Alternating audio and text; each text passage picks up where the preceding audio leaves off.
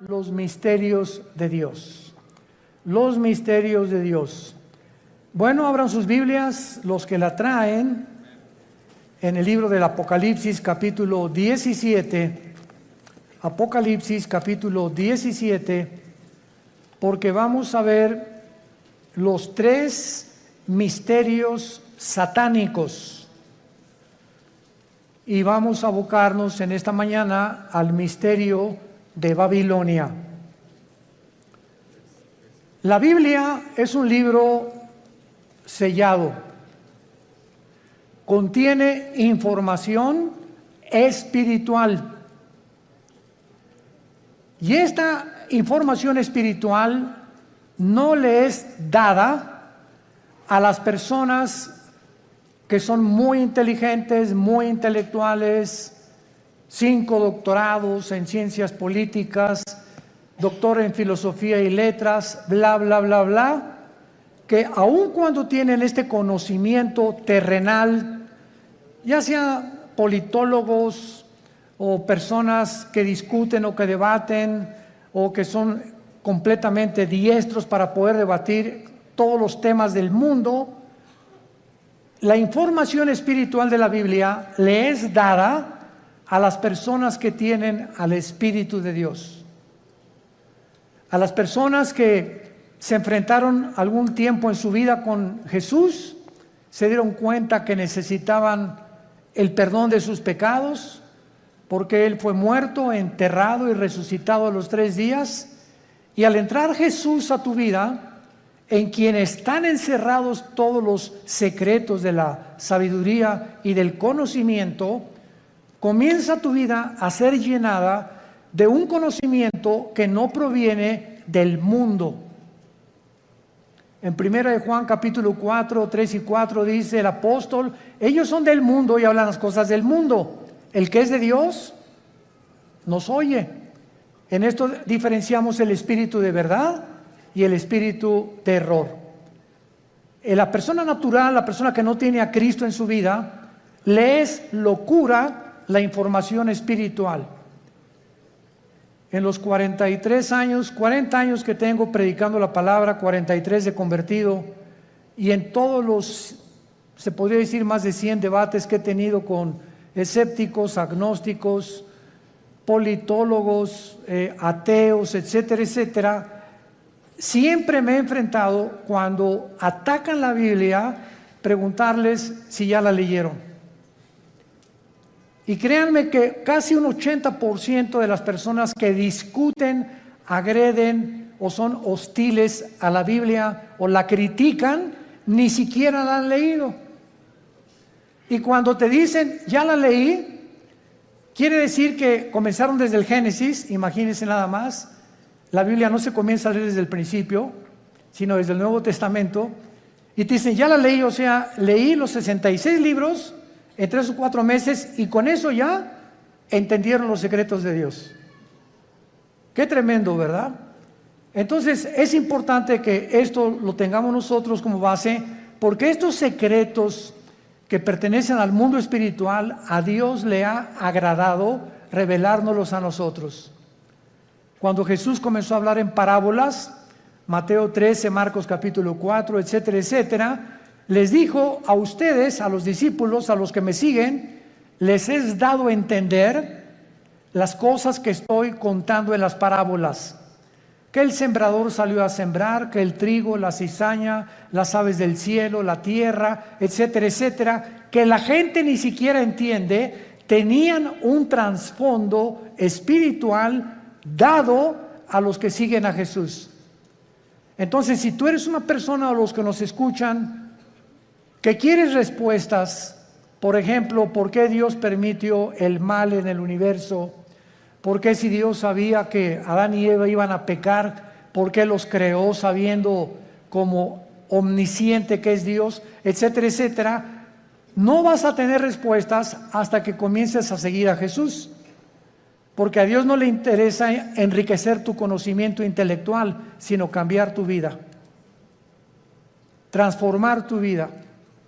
Entonces les digo a los discípulos, ustedes que ya me siguen, a ustedes les voy a dar a revelar y a que entiendan, les voy a abrir el entendimiento para que comprendan las cosas que la gente común y corriente, por muy inteligente que sea, no las puede entender.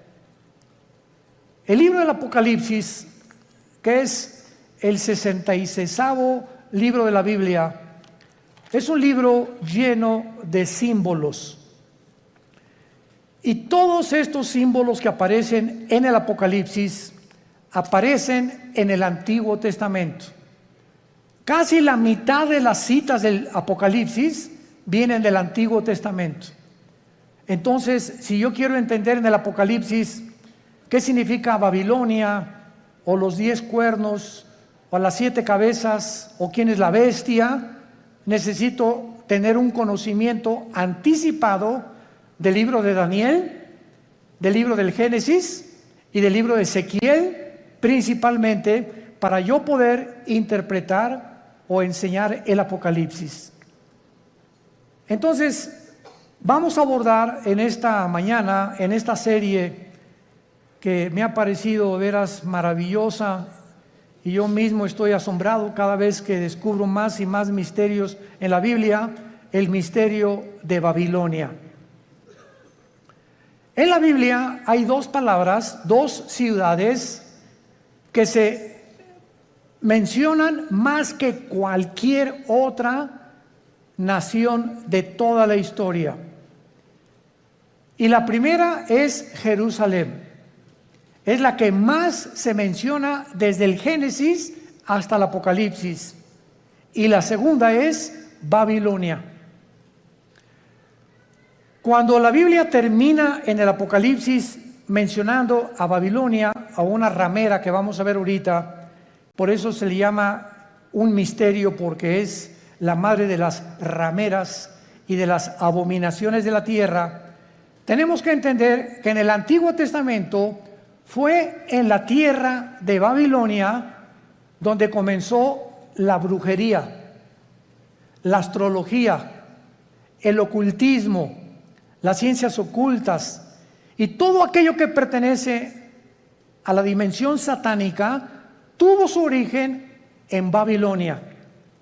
Ahora bien, la palabra Babilonia y Babel son intercambiables, pero encontramos nosotros en Génesis capítulo 10 que la primera ciudad que Nimrod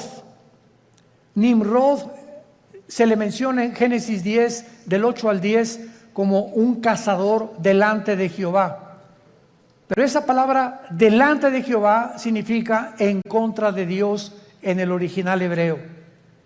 Y él fue el primer hombre que levantó Babilonia, que después acabaron levantando una torre, Génesis 11, la torre de Babel, donde Dios tuvo que confundir las lenguas, porque si ellos continuaban con ese sueño, con ese anhelo de llegar al cielo y de tener comunicación con los astros, etcétera, etcétera, ellos iban a acabar completamente destruidos por Dios. Entonces, la gran variedad de lenguajes que hay en el mundo es una manifestación de la misericordia de Dios, porque de otra manera nos acabaríamos todos, pero en 3 días. Entonces, gracias a que unos hablan francés, otros español, otros italiano, etcétera, etcétera, el mundo ha durado casi 6,000 años. Muy bien, ahora Babilonia, aparte en el Antiguo Testamento, aparece con otros nombres geográficamente. Uno de ellos es la tierra de los caldeos. La tierra de los caldeos. Y esta palabra, la tierra de los caldeos, esta frase significa la gente que vivía en Caldea, y Caldea era Babilonia. Entonces, cuando tú oyes la tierra de los caldeos, es la zona geográfica donde la humanidad se comenzó a levantar en contra de Dios. Y actualmente, geográficamente, se encuentra en la nación de Irak. Ahí lo que es ahorita Irak y Siria.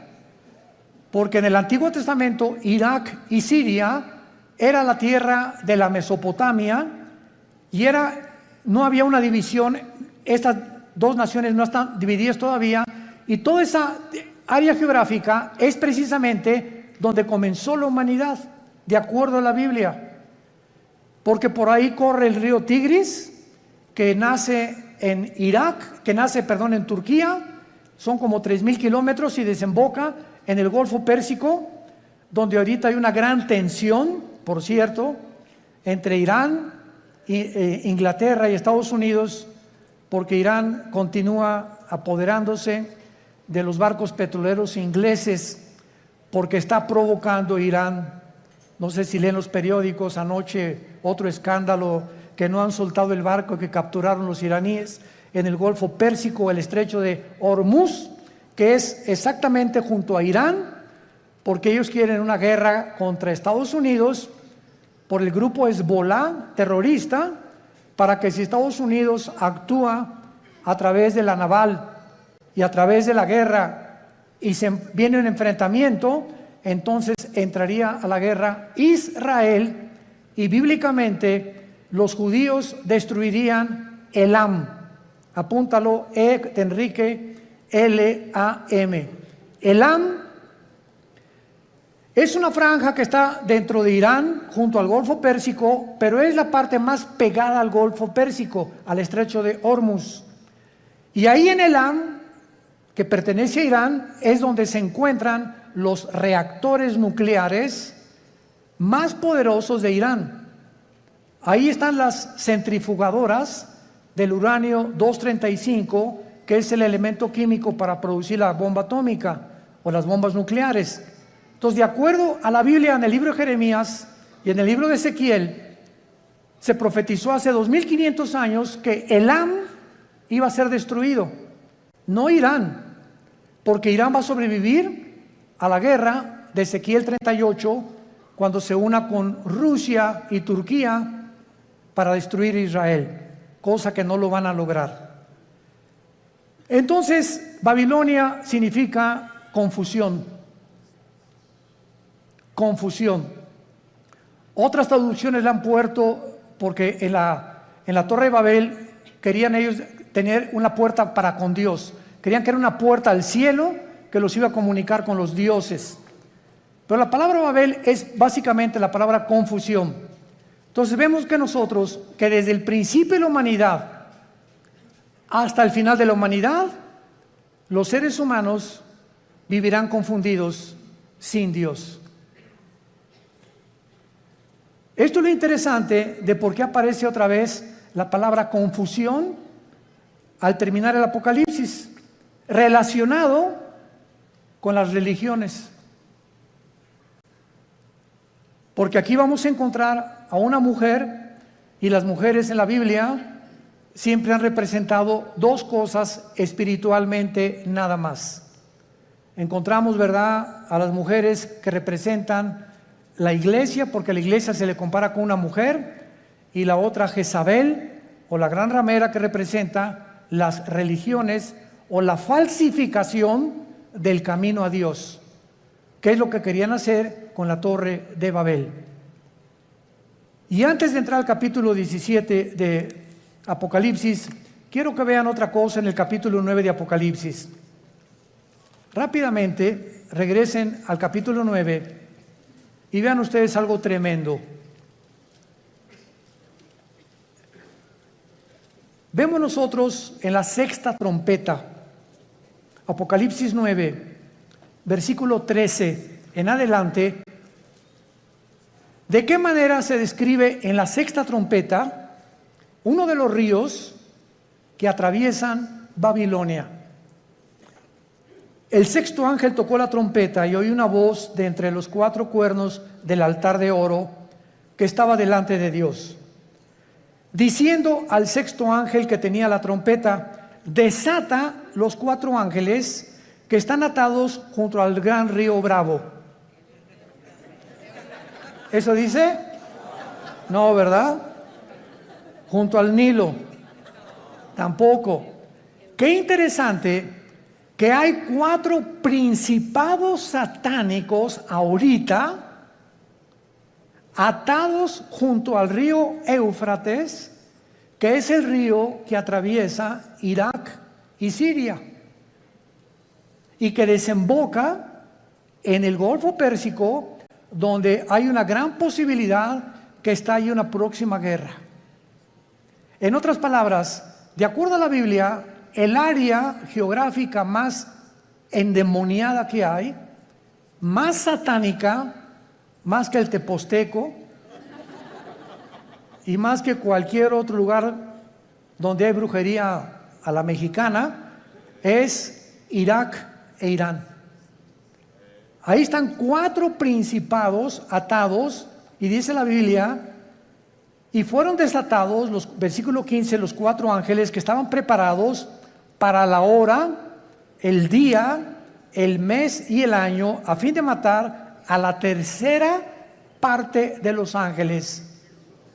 En otras palabras, el mundo que vivimos actualmente está bajo el control de ángeles, pero no ángeles buenos, ángeles caídos. Y la Biblia nos corre las cortinas y nos muestra que en esta época que estamos viviendo, que ya se va a acabar, vamos a entrar a donde ya los ángeles caídos serán completamente derrotados y entrará Cristo con la iglesia a gobernar el mundo por 1000 años, después la Nueva Jerusalén, después la eternidad. Pero dice Hebreos capítulo 2, Dios no sujetó el mundo venidero a los ángeles. O sea, el mundo que viene después del de nosotros, ya los ángeles no van a tener parte, ahorita sí la tienen. Y esto lo explica el capítulo 10 de Daniel, el capítulo 7 de Daniel, el capítulo 2 de Daniel, Ezequiel capítulo 28, Isaías capítulo 14, etcétera, etcétera, donde cada nación, Grecia, Egipto, los medos, los persas, los romanos, los babilonios, todos tenían ángeles que les decían a los gobernantes lo que tenían que hacer. Y eso el mundo pues no lo sabe, ¿verdad? Por eso se nos manda a orar por nuestro gobierno, porque hay ángeles que están influenciando tremendamente los asuntos del mundo terrenal donde tú y yo vivimos. Muy bien, vayamos pues a Apocalipsis 17 y veamos este conflicto y este misterio que vamos a resolver, que es el primero de Babilonia. Vino entonces uno de los 7 ángeles que tenían las 7 copas y habló conmigo diciéndome: ven acá, te mostraré la sentencia contra la gran ramera, la que está sentada sobre muchas aguas.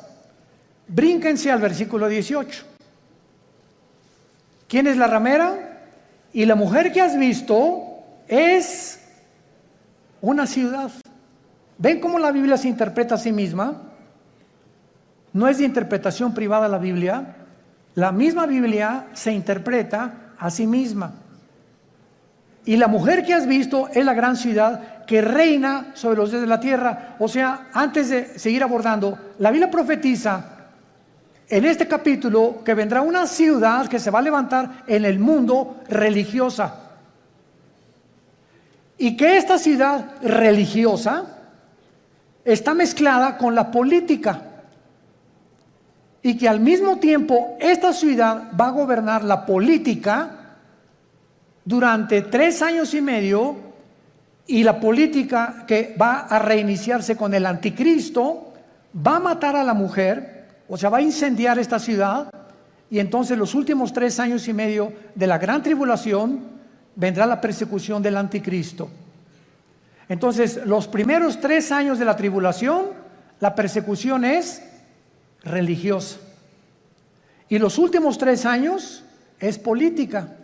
Y esto es interesantísimo, porque la unión de la religión con la política ha sido durante toda la historia. Un ejemplo, para que no se empachen. ¿Cuáles son los 2 poderes que mataron a Cristo? Los 2 espíritus que mataron a Cristo. El espíritu religioso, no fue el espíritu comunista, ni socialista, ni el espíritu ateo, fue el espíritu religioso y el espíritu político. Cuando salió Pilato ante el pueblo le gritaron los líderes religiosos: crucifícale. El poder religioso, representado por los fariseos, influyó en el poder político de Pilato. Él representaba como procurador, y Pilato se lavó las manos y dijo: es que yo no encuentro ningún mal en este hombre. Y entonces ellos comenzaron a gritarle: crucifícale, crucifícale y entréganos a Barrabás. Porque la costumbre era que cada Pascua se soltara a un preso político.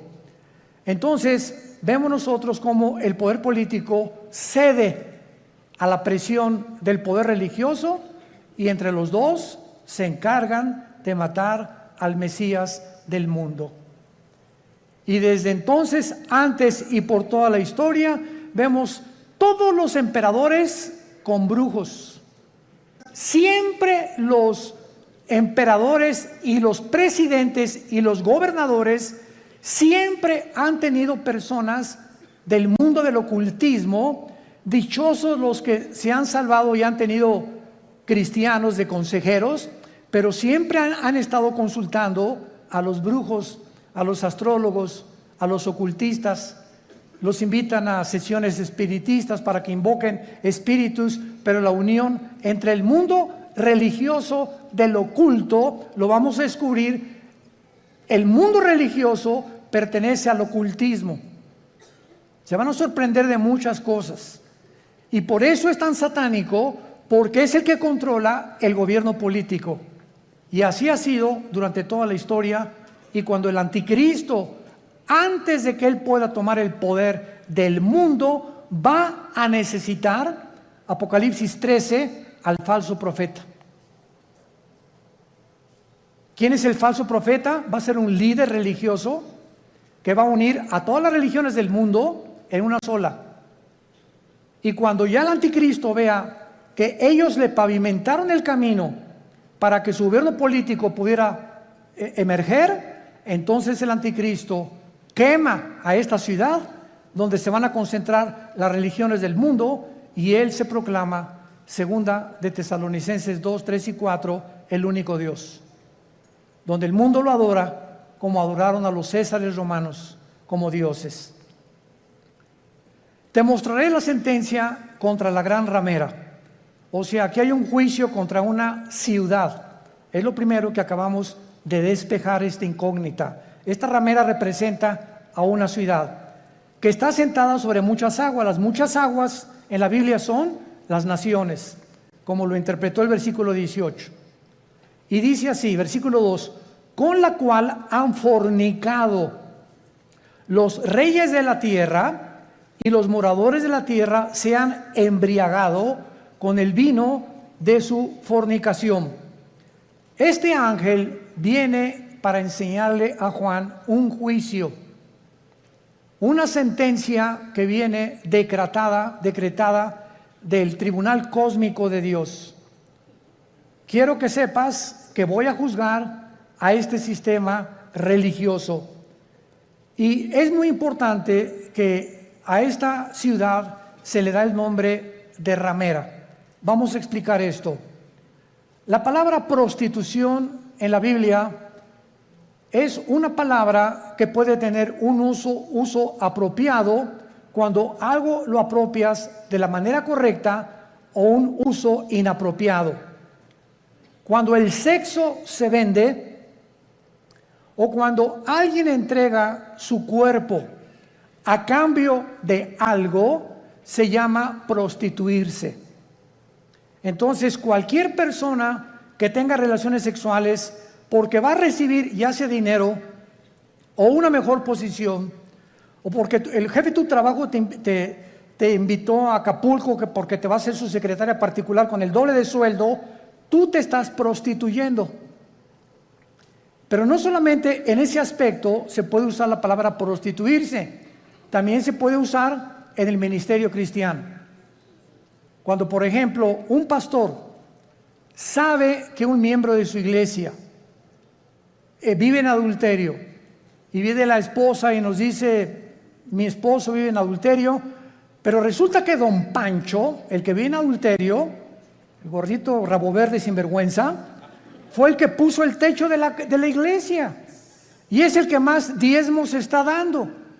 Entonces, si un pastor, por saber que don Pancho es el que más económicamente está ayudando a la iglesia, y ese pastor no disciplina a don Pancho, ese pastor es un prostituto. Ha prostituido su ministerio, se vendió. ¿Me van siguiendo? Siempre que tú cedes a tus convicciones por dinero o por un interés, te estás vendiendo. En la Biblia es la palabra fornicar. Por eso más adelante dice que esta ciudad ha fornicado, ha tenido relaciones ilícitas con los gobiernos. Y la iglesia no tiene que haber separación entre iglesia y el Estado. La separación gubernamental y políticamente entre la iglesia y el Estado es beneficiosa, es saludable, porque ningún Estado, ningún gobierno puede imponer. Hagan de cuenta que en México surge un presidente cristiano. Este presidente de ninguna manera debería atreverse a imponer el cristianismo en la República Mexicana, porque se coartaría la libertad, porque todos somos libres de manifestar las creencias en las cuales nosotros creemos. Pero cuando ya se impone una religión a través de la muerte o de la Inquisición o de la tortura con el beneficio de la iglesia, es cuando vemos que ese sistema se ha prostituido. Se ha prostituido, porque a la iglesia no le corresponde juzgar a los malos, eso le pertenece al Estado. El Estado usa el Estado de Derecho para castigar a los malos, silla eléctrica o pena capital o pena perpetua, lo que sea. La iglesia tiene la función de predicar el Evangelio para que el corazón del ser humano sea transformado. La justicia la aplica el Estado, no la iglesia. Para que me vayan siguiendo con mucho cuidado. Esto es muy importante, porque el otro día escuché una conferencia de un grande teólogo que me sorprendió con lo que dijo, y me dice: de todos los países a los que yo he visitado en Latinoamérica, el más inculto y el que más ignorante es de todo lo que está pasando, México lindo y querido.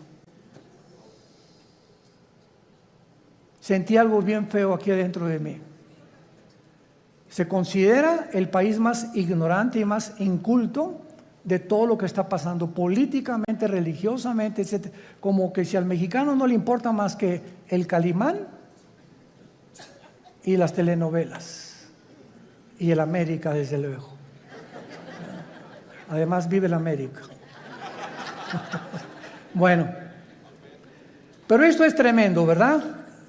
Y otra cosa que también me sorprendió es que un análisis que hizo las Naciones Unidas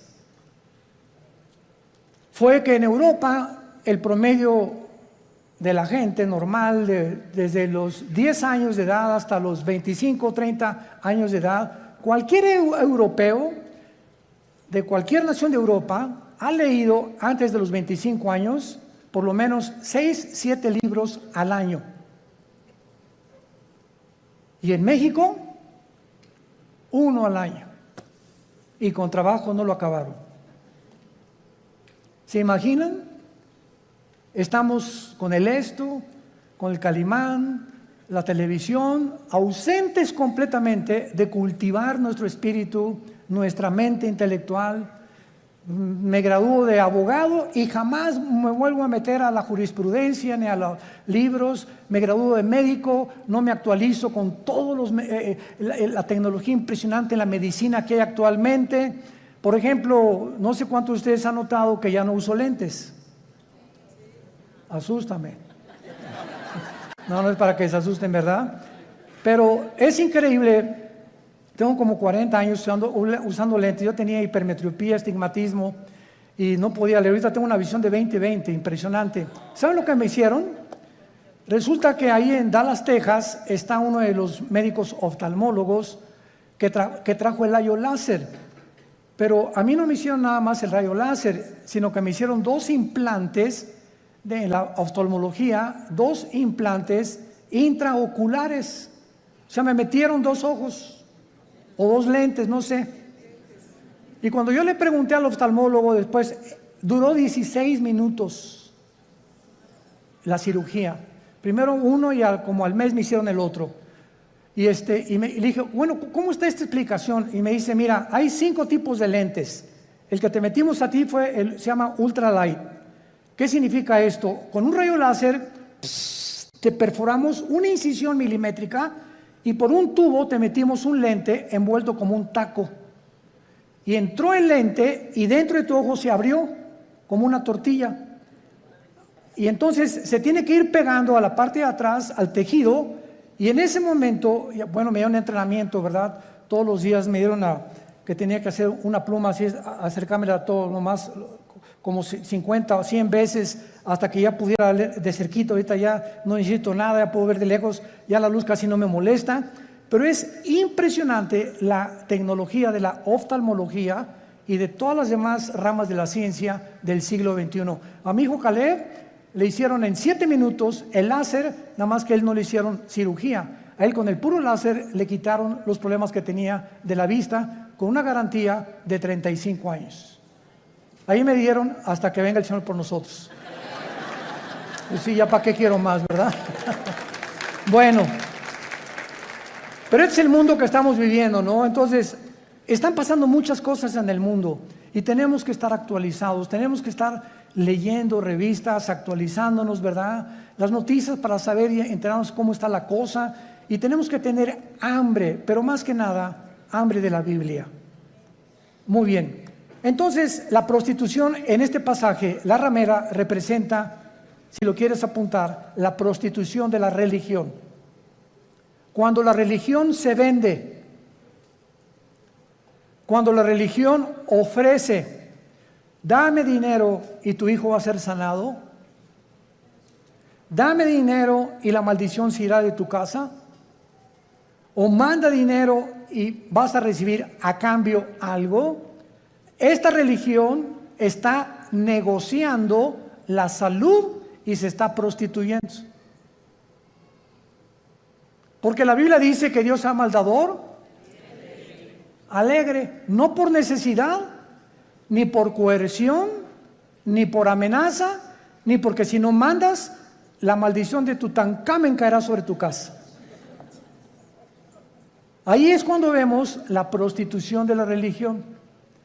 Hace poco acaban de capturar a un hombre, ¿verdad?, en Estados Unidos, líder de una secta que se llamó La Luz del Mundo en México, que no se imaginan ustedes, ¿verdad? No son millonarios, son multimillonarios. Y lo más asombroso es que el 70% de las gentes que van a estos millones de personas que pertenecen y el dinero que tienen son gente humilde, son gente de pobres, o sea, de la clase indígena y de casi, como decía Cantinflas, desleídos y desilustrados. No son muchos profesionistas ni mucho menos. Y estas personas, ¿verdad?, tenían comandos armados. Cuando este hombre viajaba con guardaespaldas, con ametralladoras, etcétera, etcétera, y llegó a convencer a la gente de que él era Dios. Y cuando él entraba a la iglesia había un trono literal, donde él se sentaba con muchachas junto y muchachas por acá a los lados, y entraba y lo comenzaban a adorar como Dios. En otras palabras, él estaba vendiendo, prostituyendo la religión. Y así hay cantidad de sectas, e inclusive se puede dar en iglesias cristianas. Cuando los líderes, vuelvo a repetir, por causa del dinero o por conveniencia del dinero, se venden y sus convicciones las crucifican para poder obtener lo que ellos están ofreciendo mediante milagros. Este es el problema de las religiones que se prostituyen. Muy bien. Y esto es lo que sucede en Apocalipsis 17, como lo vamos a ir viendo, una ciudad prostituta.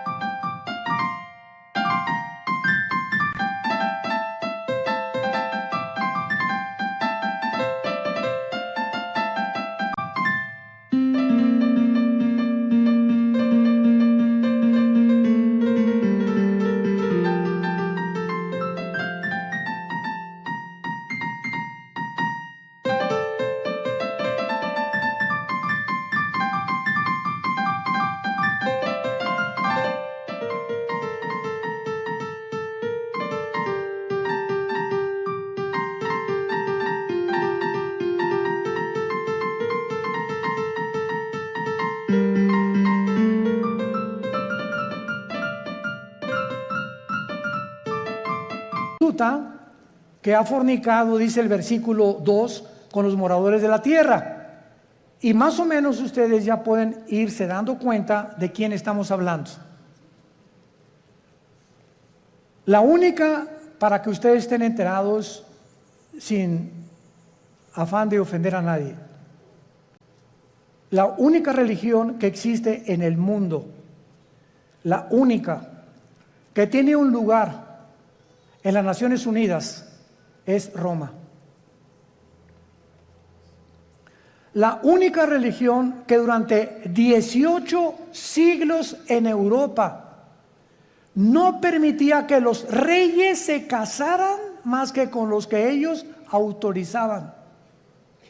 La única religión que exigió que si no te convertías a Roma durante 350 años, nombró un papa a Torquemada, un hombre español, con la Inquisición, donde los abrían los cuerpos, les quitaban el pelo, los rapaban, pero con todo y la piel, les sacaban los ojos, los sentaban en estacas, los quemaban vivos a judíos y a cristianos, porque no aceptaron que Roma es la única religión que salva.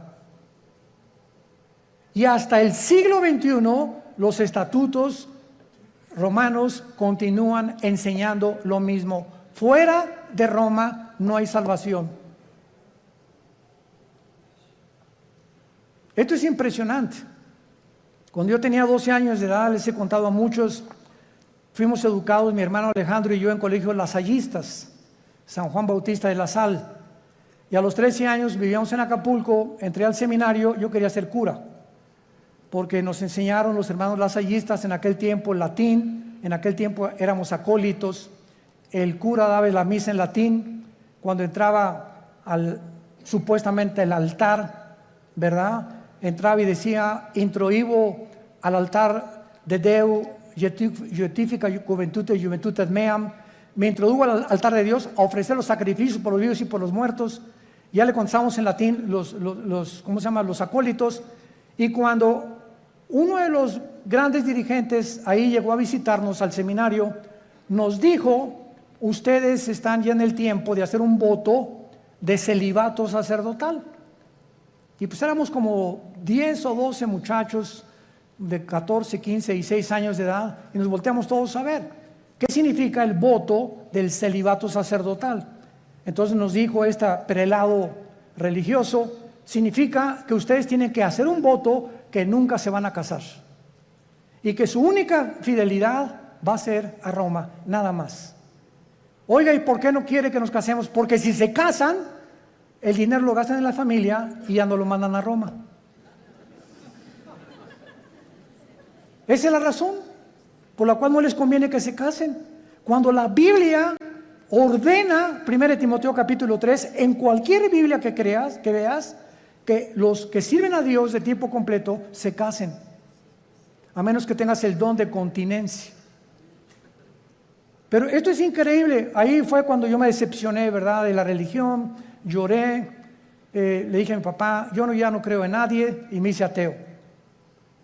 A los 17 años ingresé al Partido Comunista, me uní a la dialéctica materialista, a estudiar el Capital de Marx, de Engels y de todos los grandes líderes, Lenin, que la llevó a la práctica en la revolución bolchevique, etcétera, etcétera, hasta que cuando me convertí, yo estaba a punto ya de casi quitarme la vida, de la depresión a la que yo había llegado, de la decepción y de todo, que ya nadie me convencía, cuando mi hermano Alejandro me presenta a Jesús como el camino, la verdad y la vida. Y yo supe cuando encontré a Jesús que era la única razón por la cual yo debía seguir viviendo, y le prometí desde ese día. Fue marzo de 1974 que yo le entregaría mi vida y que lo quería servir, y desde entonces no lo he dejado de servir, por la gracia de Dios. Bueno, ahora muy bien, vean rápidamente en el Antiguo Testamento, en Jeremías capítulo 2, de qué forma en el Antiguo Testamento se menciona la fornicación física o la prostitución, así como material o terrenalmente, Una mujer se puede vender por dinero, la cual se le llama prostituirse o prostituirse, o un hombre también. Espiritualmente, Dios usa el mismo término. Cuando tú le dejas a Él por los ídolos, o cuando dejas a Dios por otras cosas más importantes que Él. Dice Jeremías capítulo 3. Dicen, si alguno dejare a su mujer yéndose esta de él y se juntare otro hombre, ¿volverá a ella más? ¿No será la tierra del todo amancillada? Tú pues, le está hablando Dios a Israel, haz, ¿qué cosa? Fornicación.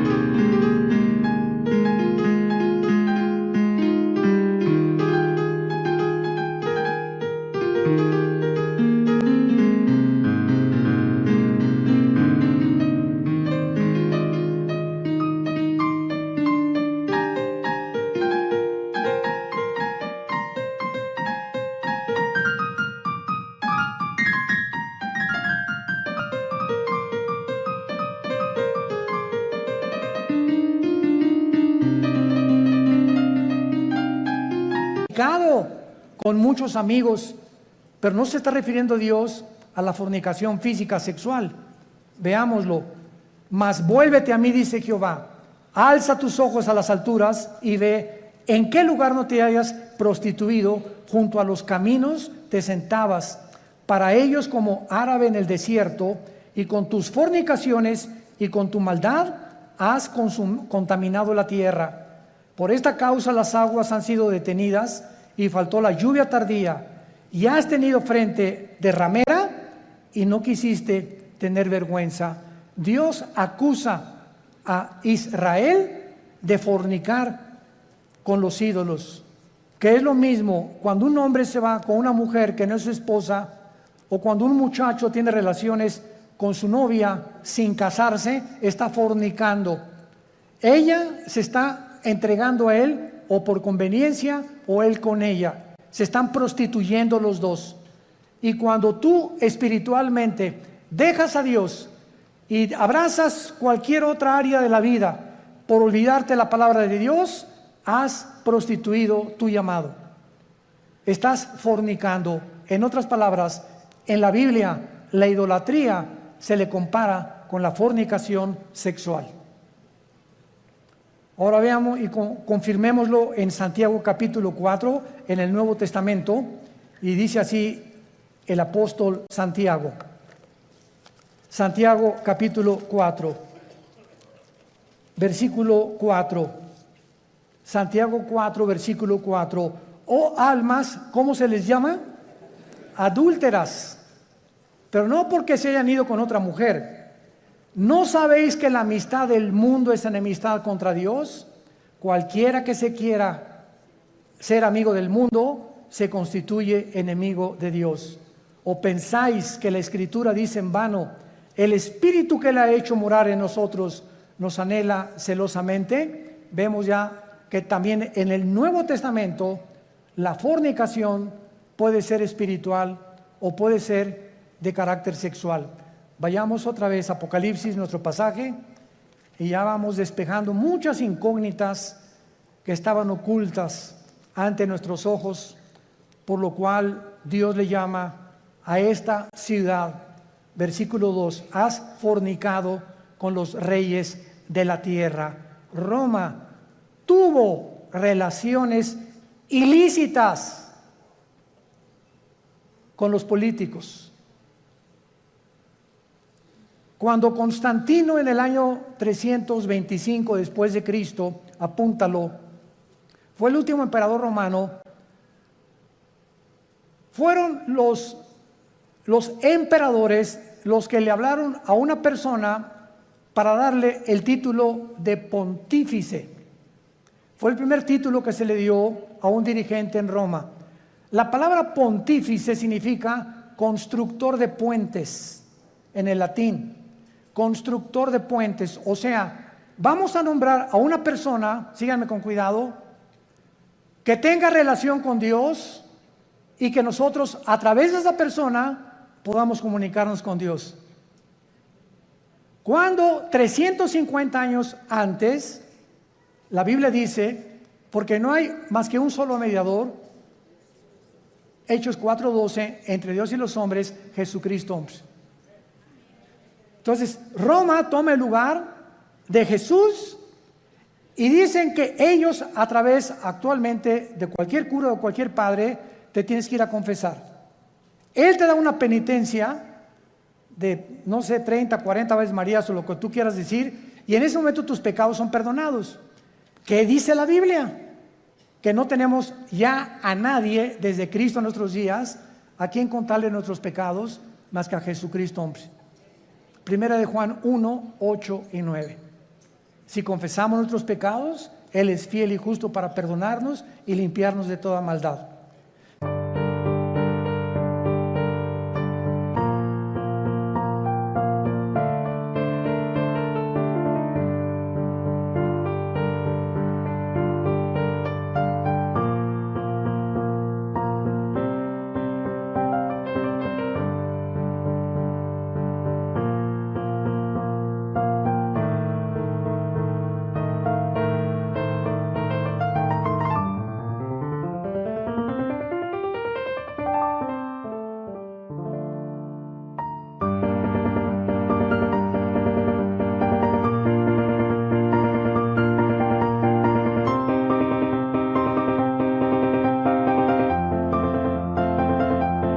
¿Se dan cuenta cómo cuando comenzamos a estudiar se nos comienzan a caer las vendas? Pero cuando el mexicano o el latinoamericano no quiere estudiar y no quiere leer, te puedes quedar 20, 30 años y te encierras en una cárcel de religión. No, yo estoy bien, y ahí tienes enfrente la luz y te niegas a verla. Porque puede más tu orgullo religioso que la verdad.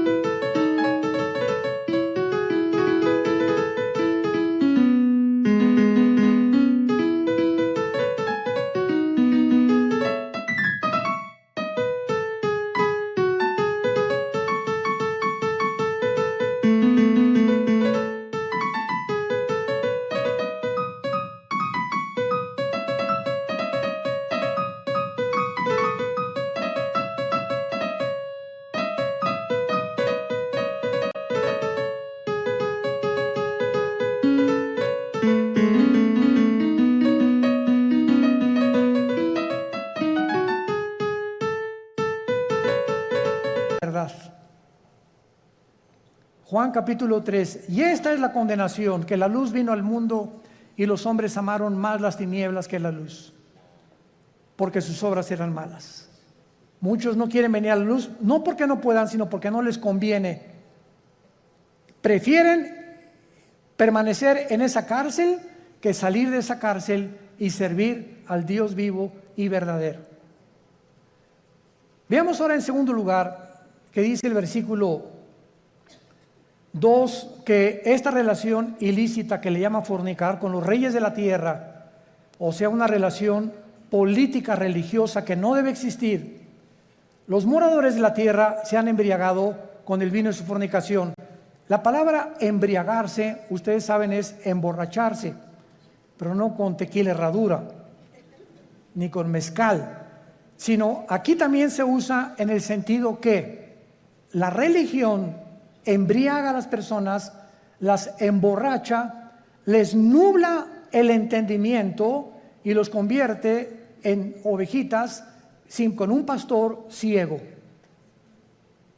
Entonces, cuando tú estás en algún movimiento religioso y abundan en el mundo entero, y no entiendes, ni lees, ni conoces, sigues como borrego, simplemente porque pues ahí va tu familia, o porque ahí van tus amigos, o porque te cautivó esa persona que se dicen dioses, etcétera, etcétera, estás como borracha. Caes en una trampa tremenda. ¿Se acuerdan de Jim Jones? 1978, que se llevó a 1,000 personas a la Guyana junto a Venezuela. ¿Se acuerdan de David Koresh, que en Waco, Texas, dijo que él era el ángel del Apocalipsis? ¿Se acuerdan de Juan Carlos Miranda, recientemente, que dijo que él era primero el anticristo, pues que era Jesucristo? Y así este señor de la luz del mundo, que dijo que él era también el único que debían de adorarlo, y cuando llevaba en su haber 7 o 4 niñas violadas. ¿Qué le pasa al mundo? Te puedes preguntar, ¿no? O sea, qué fácil somos engañados. Qué fácil es caer en una secta por no estudiar.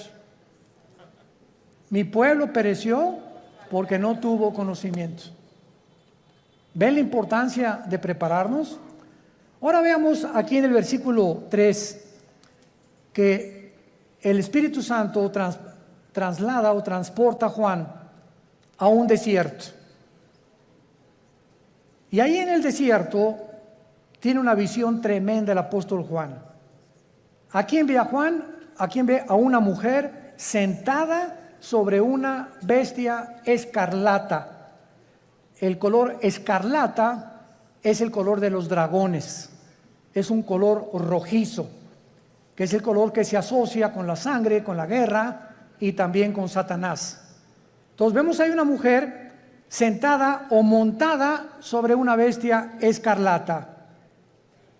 Y esta bestia tenía llena de nombres de blasfemia, que tenía 7 cabezas y 10 cuernos.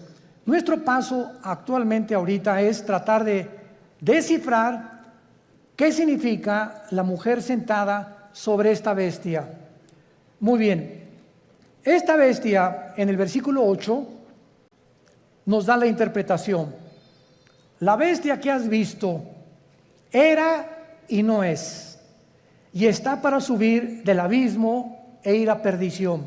Número 1, esta bestia es el nombre que el Espíritu Santo le da a una imagen o a un principado satánico que ya había existido antes en el mundo. ¿Se acuerdan de los 4 ángeles atados junto al río Éufrates? ¿Quiénes creen ustedes que sean esos 4 ángeles? Porque si estaban atados no es porque vivían en Disneylandia, ¿verdad? Sino que eran 4 ángeles que ocasionaron un daño tan grande en la historia humana que Dios los encerró y los va a soltar al final de la gran tribulación, cuando nosotros ya no estemos ahí. Pero en el capítulo 10 de Daniel se nos revela que cuando Dios envió un ángel a la tierra para comunicarle a Daniel el futuro de Israel con la profecía de las 70 semanas, otro principado satánico se atravesó y lo interrumpió durante casi 3 semanas, que mientras había una guerra en la dimensión espiritual, Daniel se encontraba en la tierra orando.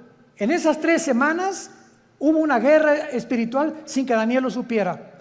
Y esas oraciones de Daniel hicieron que viniera el ángel y bajara Miguel, el arcángel y comandante en jefe de las huestes de los ángeles buenos de Dios, para que ese ángel fuera librado y llegara a la tierra, a Jerusalén, a Babilonia, y le entregara a Daniel el recado. Y entonces ahí el ángel le dice a Daniel: me detuvo el ángel de Persia. En otras palabras, el principado que estaba gobernando el imperio pérsico, que es el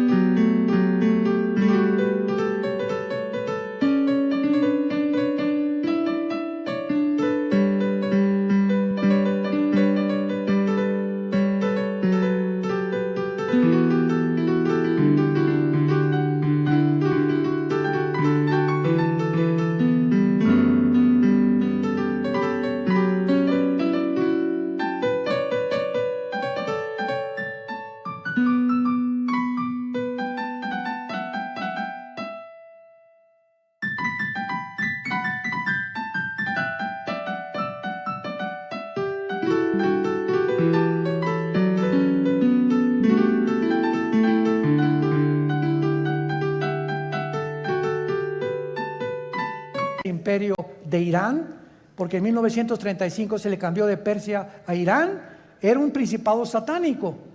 ¿Y cuáles son los 4 imperios que Daniel menciona? Babilonia, los medos y los persas, los griegos y los romanos. Estos 4 ángeles del Apocalipsis de la 6ª trompeta son los 4 ángeles que estuvieron al frente de los más grandes imperios del pasado y que fueron imperios antisemitas. Y van a volver otra vez a resurgir. Pero aquí hay un ángel que está en el abismo. ¿Qué es el abismo? Muy bien, la Biblia nos habla de que hay prisiones en el centro de la tierra. Una es el infierno. ¿Quién está en el infierno? ¿Tu comadre? ¿Tu tía? ¿Tu tío? No sabemos, ¿verdad? El infierno es el lugar de los espíritus humanos, nada más, desde Adán hasta nuestros días, que bajan al centro de la tierra. Todos los que murieron sin Cristo o rechazaron la salvación se encuentran en el infierno. En el infierno no hay demonios.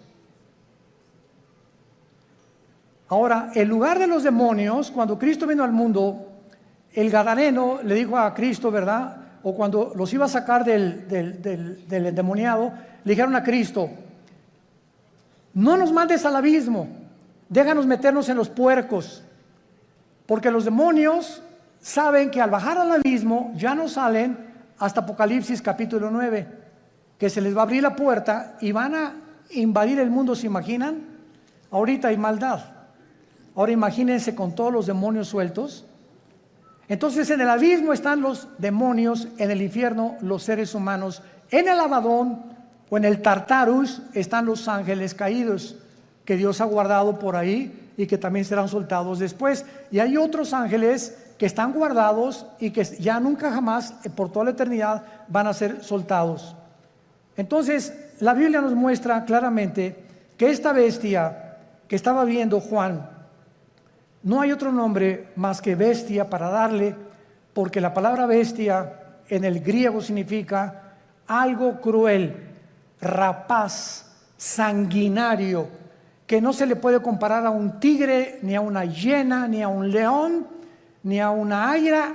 No hay ningún animal comparado, y por eso se le adjudicó el nombre de bestia. Y esta bestia es el anticristo. ¿Qué nos dice la Biblia? Que cuando surge el anticristo, que lo más seguro es que el diablo va a tener relaciones con una prostituta. Y de esta relación van a ser el anticristo. ¿Cuándo entra el espíritu al cuerpo humano?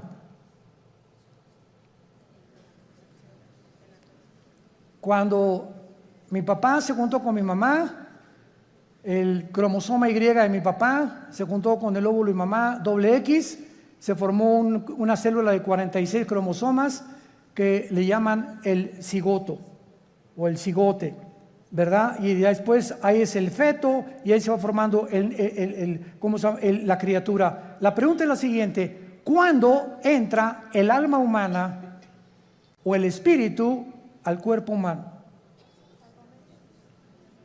Esta pregunta ha hecho que los mismos científicos estén debatiendo actualmente cuándo se aborta y cuándo no se aborta. No hay ningún médico, ningún doctor, ningún genetista, ningún ginecólogo, nadie que te pueda decir cuándo comienza la vida. Y por eso se ha dado especulaciones. No, puedes abortar a las 3 semanas, a los 2 meses, al mes. Y las leyes en diferentes naciones cambian de acuerdo a la perspectiva y la opinión de tales o cuales médicos. Pero en el Salmo 139, escrito hace 3000 años, escribió Dios: mi embrión vieron tus ojos. Es en el momento de la fertilización, señores médicos que nos acompañan, es en el momento de la fertilización cuando el cromosoma de mi papá fertilizó el óvulo y mamá. En ese momento Dios nos considera seres humanos completos, con toda la información genética, aunque no se haya desarrollado el corazón ni el hígado ni mucho menos, pero en ese momento ya estamos potencialmente completos como seres humanos. Así que a los 2 o a los 3 días ya se le llama aborto. Porque es Dios el que determina cuándo comienza la vida. Bueno, vamos a dejar hasta acá nuestro estudio. Tenemos, ni modo, me tengo que ir, tengo que volar yo, así que bye bye. Ahí alcánceme al aeropuerto, ¿verdad? Y seguimos hablando, pero vamos a continuar con estos estudios maravillosos y te damos gracias, Señor, por tu palabra en esta mañana.